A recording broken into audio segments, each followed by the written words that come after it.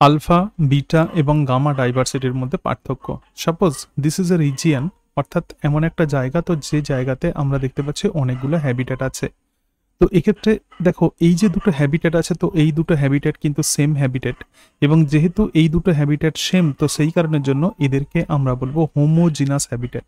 এই রিজিয়ান্সের মধ্যে যেমন হোমোজিনাস হ্যাবিটেট আছে, অর্থাৎ দুটো হ্যাবিটেটকে একই রকম দেখতে, তার সঙ্গে সঙ্গে আরও এক্ষেত্রে দুটো হ্যাবিটেট দেখো, এই যে দুটো হ্যাবিটেট আছে এই হ্যাবিটেটগুলোকে ডিফারেন্ট দেখতে, সুতরাং এই হ্যাবিটেটগুলোকে আমরা বলবো হেটারোজিনাস হ্যাবিটেট। তো এটাকে আমরা রিজিয়ান বলছি এই কারণের জন্য, কারণ এদের মধ্যে কিন্তু কোনো রকম বাউন্ডারি নেই, অর্থাৎ যে হ্যাবিটেট আছে তো সেই হ্যাবিটেটের মধ্যে, দুটো হ্যাবিটেটের মধ্যে কিন্তু কোনো রকম বাউন্ডারি নেই, সো নো বাউন্ডারি, রাইট। এখন যেহেতু কোনো রকম বাউন্ডারি নেই, সেই জন্য একটা হ্যাবিটেট থেকে স্পিসিস অন্য হ্যাবিটেটে যেতে পারে। তো এরকমভাবেই প্রধানত রিজিয়ান্সকে আমরা ডিফাইন করি। এখন যে পার্টিকুলার কোনো একটা হ্যাবিটেট আছে, ধরা যাক এই যে হ্যাবিটেট দেখছি যেটা হোমোজিনাস হ্যাবিটেট, তো এই হ্যাবিটেটে ধরা যাক যে স্পিসিস আছে এ আর বি, দুটো স্পিসিস আছে, আবার এখানেও কিন্তু সেই একই টাইপের স্পিসিস থাকবে এ আর বি, অর্থাৎ হোমোজিনাস হ্যাবিটেটে যে ডাইভার্সিটি, তো তাকেই আমরা বলবো আলফা ডাইভার্সিটি। সুতরাং হোমোজিনাস হ্যাবিটেটে ডাইভার্সিটিকে জেনারেলি বলা হয় আলফা ডাইভার্সিটি, রাইট। আবার দেখো দুটো হ্যাবিটেট আছে, এই দুটো হ্যাবিটেট হেটারোজিনাস হ্যাবিটেট, তার মানে এই দুটো হ্যাবিটেটের নেচার ডিফারেন্ট। সাপোজ এই হোমোজিনাস হ্যাবিটেট এটা যদি পন্ড হয়, তো এই রিজিয়ানে আরও একটা পন্ড থাকতে পারে, সুতরাং দুটো পন্ড কিন্তু এক্ষেত্রে হোমোজিনাস হ্যাবিটেট হচ্ছে।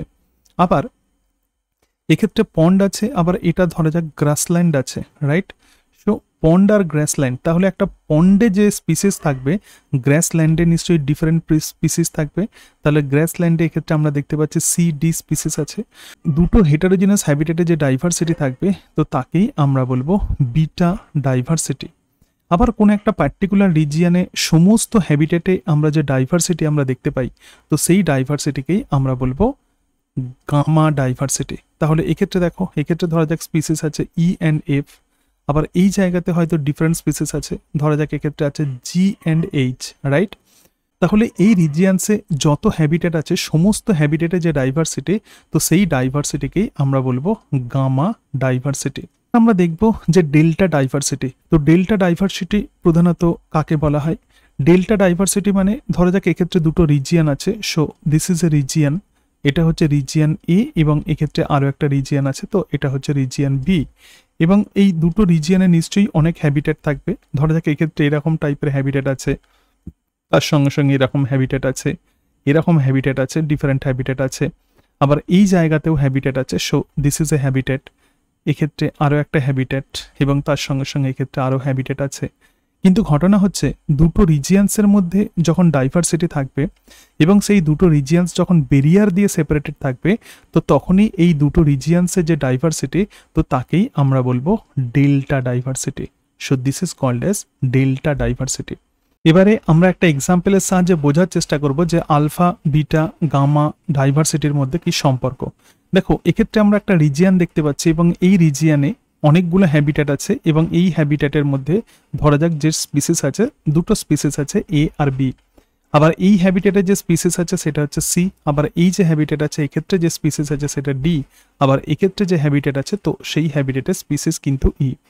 তাহলে এক্ষেত্রে এই যে রিজিয়ান্স আছে, এই রিজিয়ান্সে প্রধানত 4টি হেটারোজিনাস হ্যাবিটেট আছে। সুতরাং প্রথম যে পয়েন্ট, এক্ষেত্রে 4 হেটারোজিনাস হ্যাবিটেট এই রিজিয়ান্সের মধ্যে আছে, 4 হেটারোজিনাস হ্যাবিটেট, রাইট। এবং আলফা ডাইভার্সিটি প্রধানত দেখো এই জায়গাতে, তাহলে এই যে ডাইভার্সিটি আছে, মানে এই হ্যাবিটেটের মধ্যে যে ডাইভার্সিটি, তাহলে একটা হ্যাবিটেটে আলফা ডাইভার্সিটি, দেখো প্রথম যে হ্যাবিটেট আছে সেক্ষেত্রে আলফা ডাইভার্সিটি 2, সেকেন্ড যে হ্যাবিটেট আছে সেক্ষেত্রে আলফা ডাইভার্সিটি কত হচ্ছে 1, আবার থার্ড যে হ্যাবিটেট আছে সেক্ষেত্রে আলফা ডাইভার্সিটি কত হচ্ছে 1, এবং ফোর্থ যে হ্যাবিটেট আছে তো সেই হ্যাবিটেটেও কিন্তু আলফা ডাইভার্সিটি 1, রাইট। তাহলে টোটাল আলফা ডাইভার্সিটি কত হচ্ছে? সুতরাং টোটাল যে আলফা ডাইভার্সিটি, তো সেই টোটাল আলফা ডাইভার্সিটি হচ্ছে 5। সো টোটাল আলফা ডাইভার্সিটি এক্ষেত্রে আমরা দেখতে পাচ্ছি 5।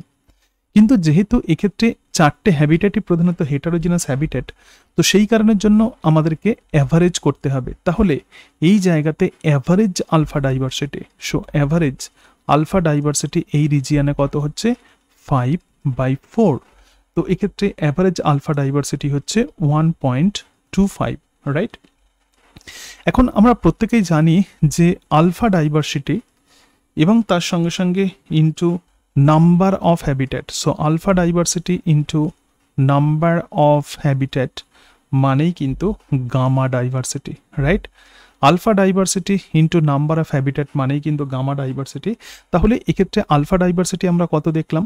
আলফা ডাইভার্সিটি অ্যাভারেজ 1.25, আর নাম্বার অফ হ্যাবিটেট এক্ষেত্রে কত? 4টে হ্যাবিটেট আছে।